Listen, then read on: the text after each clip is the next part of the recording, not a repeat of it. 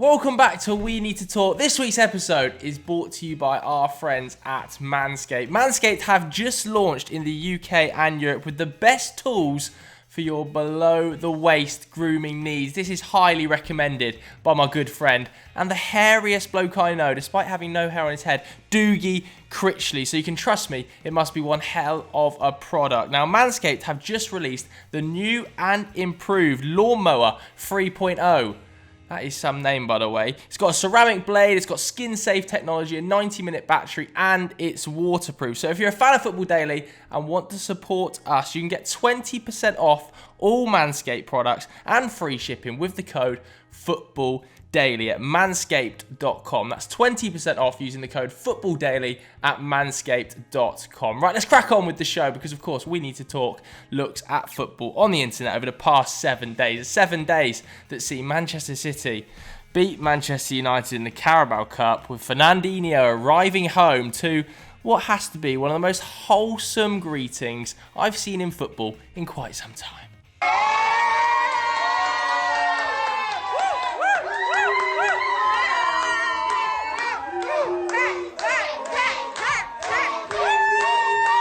Roy Keane not having the comparisons between Bruno Fernandes and Eric Cantona at all. You know, Fernandes had great praise, and over the last few months, people have been comparing him to people like Cantona, etc.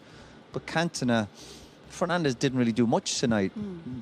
The top players turn up at the big occasions, and that's what the Cantonas used to do, and they get their hands on trophies. And Mesut Ozil, finally leaving Arsenal. He's free to negotiate with other clubs. We will discuss internally what's the best situation for him for the near future, and obviously with the player and the agent, and try to find the best solution for everybody. Anyway, today we need to talk about the January transfer window. Okay, so last week I saw a cracking video from one of my good friends, James Alcott, and he'd basically done one player every Premier League club needed to sell in the January window. It's well worth a watch, so go to James's channel and give that a watch if you enjoy football content. And I thought, you know what, James has done that. Why don't I do a little bit of a spin and do one player every Premier League club needs to buy this January? You know, really different content. But James's video was good, wasn't it? So yesterday I put a call out on Twitter needing each club's fans to tell me a player they want to sign in January. I came up with some of my own players. I went to the Football Daily WhatsApp group, used the Football Daily connections to get their opinions as well. And today I'm going to do every single club a player they need to sign this January, or at least should sign this January. Alphabetical order? No messing about? Let's get into it. All right, we're kicking off with Arsenal. They obviously need creativity in that team. Emile Smith-Rowe has delivered it in abundance, but he's still very young. He's quite raw. I think they need somebody else in there to support him a little bit so he can be understudy almost. And I think the man to rotate with Emile Smith-Rowe is Emi Buendia. Huge chance creation numbers when he was in the Premier League. We bang on about him to death on Football Daily, and huge chance creation numbers this season in the Championship with Norwich. He also offers an option on the right, which I think helps Arsenal out a little bit. The biggest problem here, though, we all know it. Why would Norwich sell him? They're in a title race right now. They're in a promotion battle. They're not going to be in the market for selling their best players. So he's a difficult player to get out of Norwich. But he's a player that I think would improve under Arteta and would improve Arsenal as well. Still only 23 too. All right, moving on to Aston Villa. And I was struggling with the Villains because they are absolutely flying. Dean Smith's got them playing brilliant football. So I went to Twitter. I found a few Aston Villa fans. I said, what do you need, boys? They said, we need left-back cover and a player to compete with Matty Targett on that left-hand side. So I went out and I thought, okay, young, potentially English prospect, maybe a Championship player. They've had success taking players from the Championship in the past, particularly at Brentford since the Ollie Watkins deal. So why not go and get Rico Henry? Now, I think he'd be a difficult player to prize away from Brentford, a little bit like Buendia. They don't need to sell. Why sell him mid-season when they're in a playoff push? But still only 23, still very consistent. I think he'd be a decent option to compete with Matty Targett. I don't think you'd immediately oust him. I just think the issue will be getting him out of Brentford. Nevertheless, sign him, Villa, while you can, because I think his price tag is going to go up come the summer. Okay, we're going to Brighton next. Obviously, they need a striker. They need a goal scorer. They are creating chances for fun. XG loves them, doesn't it? Chris Hamill loves Potter. Yeah, we get it, Chris. Potter this, Potter that. Shut up. So I went looking for a striker, and I think Eddie Nketiah would be a decent option to take out of Arsenal. There's rumours he could leave this window for around £20 million. He is a natural, in-the-box, instinctive goal scorer, and I think that's what Brighton miss. Even if it was a loan with an option to buy initially, I think that would be a smart purchase. So Eddie Nketiah to Brighton. Next up, we're going to Burnley, and it's another tough one because they've obviously just had a major takeover. So they do have funds available, but Sean Dyche likes a very specific type of player, doesn't he? And I think a good option for Burnley would be Josh King out of Bournemouth. He only has 6 months left on his deal, so he would be cheap as chips. He has decent Premier League pedigree. I think he scored 12 goals in the Premier League season, maybe even 16 goals in a single Premier League season when he was at Bournemouth. Played just 3 times this year in the Championship. A little bit down on his luck at the moment.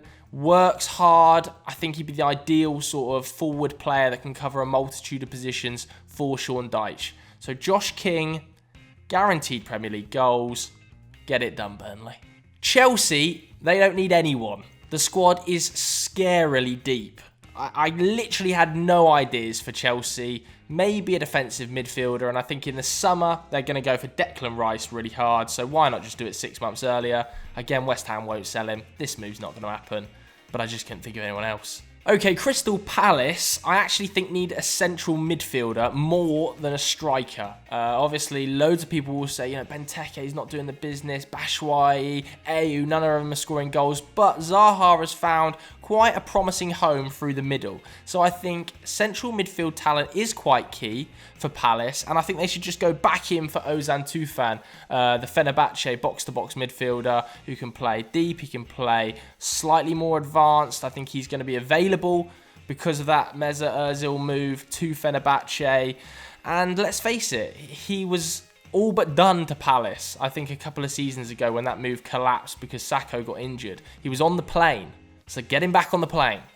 Palace could do with him. Everton, I think, need another right back. Seamus Coleman's getting no younger. He's 32 now, picking up some injury problems. Alex Iwobi has had a little bit of success there, but I don't think he's a right back in the long term. Ben Godfrey, the same sort of thing. He's a natural centre-back, playing out of position in the full-back slots.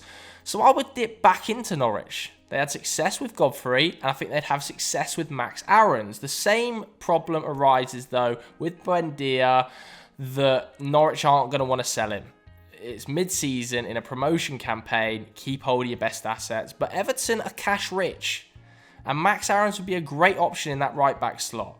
Good going forward, good going backwards. I think there's going to be serious competition for his signature next season if they get promoted.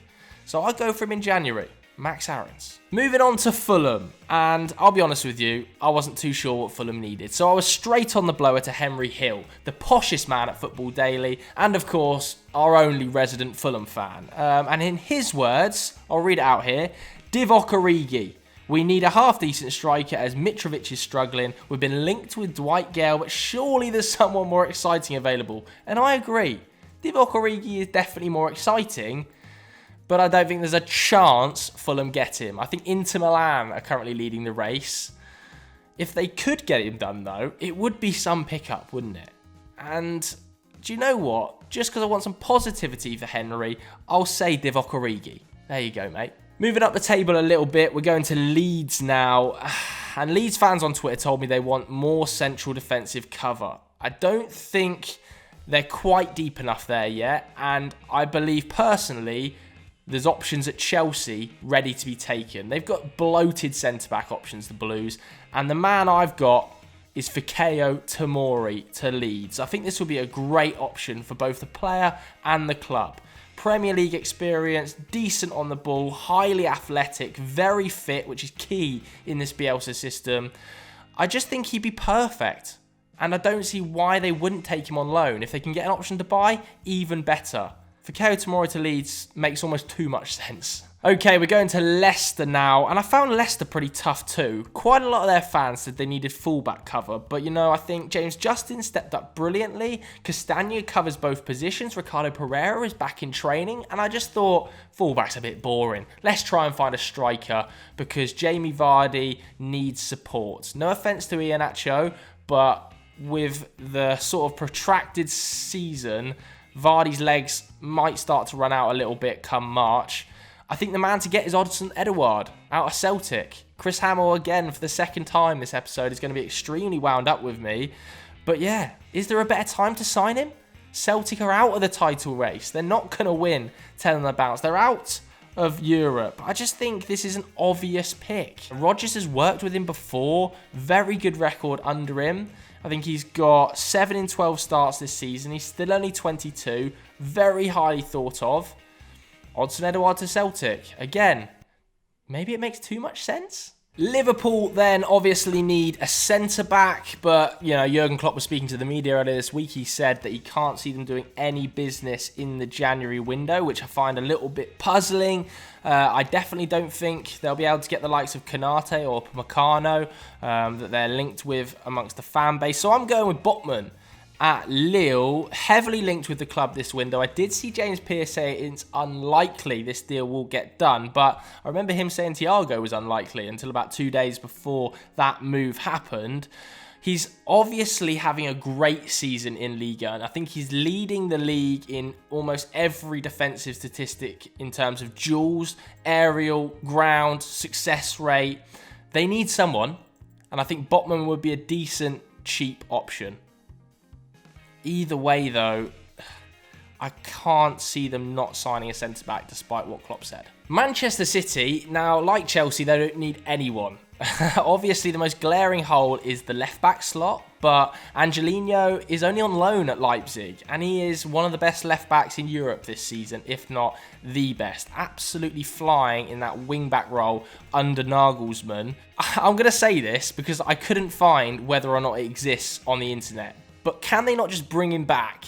I don't know whether they've got a recall clause in the contract. If they don't, fair play. If they do, get him back because he's got a £25 million option to buy at Leipzig, and I would be worried if I was City that they will activate that and he'll want to go. So if you can bring him back in January, just do that. If you can't, don't get anyone. You don't need anyone. Okay, for Manchester United, people in the comments are going to be saying, desperately got to get a centre-back in, have to get a centre-back in, but I'm going to disagree. I don't think United should sign a centre-back in January just because I don't think the high calibre of centre-back we'll be after is available right now. I think the same about our right wing situation, particularly with Diallo arriving. I wouldn't be trying to get a mediocre gap filler as a right winger.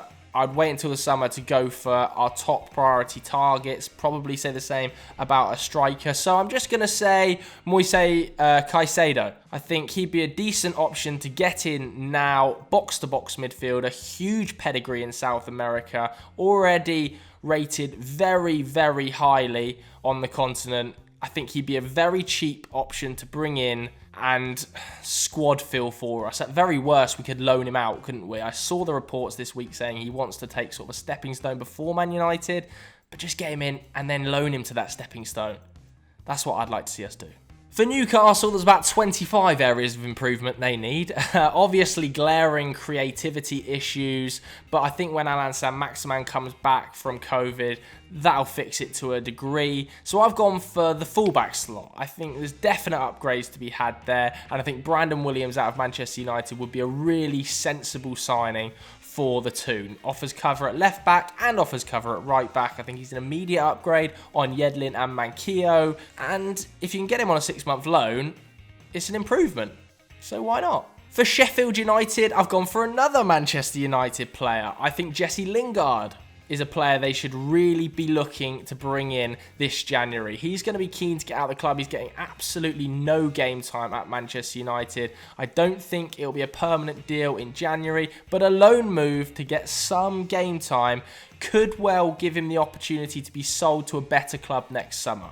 So I think if he can go to Sheffield United and perform, he stands a better chance of getting a better club, effectively. and he would be ideal for Chris Wilder. Premier League experience, a little bit of pace and creativity that they're very, very clearly crying out for. This just makes a lot of sense. But if you're Jesse Lingard, do you want to go to Sheffield? It's a tough one. Oh, I think this would be a good one still. Southampton, a little bit like some of the other teams in this list, I think they could potentially do with some more creativity in the side. Now, they have scored a lot of goals, 26 this season, but expected goals has that at closer to 18. Danny Ings is, of course, overperforming expected goals. His finishing is off the charts. He's so lethal. It's unreal. So I think a good option for Southampton would be David Brooks out of Bournemouth, taking him from a rival South Coast side. Now, of course, it's not going to be easy signing him out of Bournemouth mid-season, but he was unreal for that one season in the Premier League prior to his injury. He's doing bits this season in the Championship again. I think he's got 8 goal involvements in 12 games. He's still only 23, seems to have recovered from that knee problem, and he's out of contract next summer in 2022, so he shouldn't cost 30, 40. We're looking at potentially more £20 million, and it just makes sense. Spurs are a difficult one. Like United, I think they need a centre-back, but they'll be in no rush to bring a centre-back in January with Toby Alderweireld and Eric Dyer's form, Davinson Sanchez backing them up. So I think they'll wait until the summer. So for this move, I'm going to go for Marcel Sabitzer, heavily linked with the club, out of contract next summer in 2022, the same summer as David Brooks. I was reading an Athletic article earlier in this week. They said he'd be available for around 22 to 25 million pounds. Absolute snip given how much he's improved under Nagelsmann, and makes even more sense if Dele Alli goes to PSG on loan, as we all expect. Yeah, I think this would be a smart signing from Jose Mourinho. It's a very Mourinho type player. West Bromwich Albion, I think they're crying out for a goal scorer up front, a target man. I sent my friend, who is a West Bromwich Albion season ticket holder, one name and asked for his opinion, and he just came back, yes please. And that name was Salomon Rondon. I don't think he's going to rip up any trees, but he's in China at the moment. You can get players out of the Chinese Super League mid-season. We saw United do it with Odion Ighalo, and I think similar could be done with Salomon Rondon because of his prior links to West Brom. Still only 31, proven Premier League goal scorer. It's very Big Sam, isn't it? It's not glamorous. It's not sort of statistically based. It's just very Big Sam. As for West Ham, they're going to be in the market for a striker because, weirdly, they sold Seb Aller to Ajax for £22 million. That's a £23 million loss on a striker mid-season, which I find a little bit weird. You know, obviously wasn't scoring goals for fun, but at least offered cover for Mikel Antonio. So they now need to find some more cover for Antonio. And I think they should be in conversations with Ajax even further. I think they should go for Lucina Traore. The lines of communication, obviously very good, seeing as they've just let Haller go there. I would be saying, we want Lucina Traore. How much would you be willing to take? He's out of contract in 2022. If they can get him for a similar sort of price to Seb Aller, I think it'd be a smart bit of business. Still only 19 years old, very highly rated. Would be his chance to come to the Premier League early and live in London. It'd be a good opportunity for him, and I think it'd be a smart investment for West Ham. Maybe too smart, that's the problem. As for Wolves, they obviously also need a striker with Raul Jimenez out with that head injury. He is back in training, which is great to see, although it could take quite some time before he's back playing Premier League football. And I think Wout Weghorst would be the perfect signing for Wolverhampton Wanderers in that centre-forward role. Anybody who's listened to the podcast knows how much I love big 6'6" Wout, the goal-scoring machine at Wolfsburg. 9 in 13 this season, 16 last season, 17 the season before that, 18 the season before that. This man just guarantees goals. Big unit, big target man, exceptional with his feet, presses really well. Wolverhampton Wanderers, get this deal done because you've got enough money to spend £35 million on a child. Alright, so that was my list of one player each Premier League club should sign. Let me know if there's anybody you think you would sign in the comments below and for which team. Hit that like button. As I said at the top of the video, make sure you use the code FOOTBALLDAILY for 20% off all of your Manscaped products at manscaped.com. Thanks very much for watching, everybody. See you later.